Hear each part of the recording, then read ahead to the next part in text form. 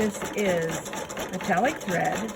I have fought and fought to keep it from not breaking.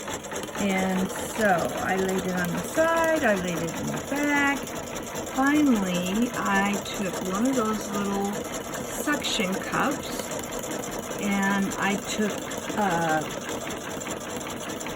whatever it is that keeps the thread upright, and I now have not had a problem with this.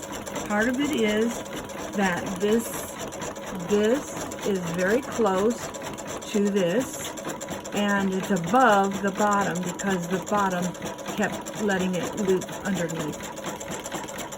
So there's a solution to metallic thread that wants to break every 3 minutes. Didn't change the needle. It was all in the feeding of the thread because it was twisting.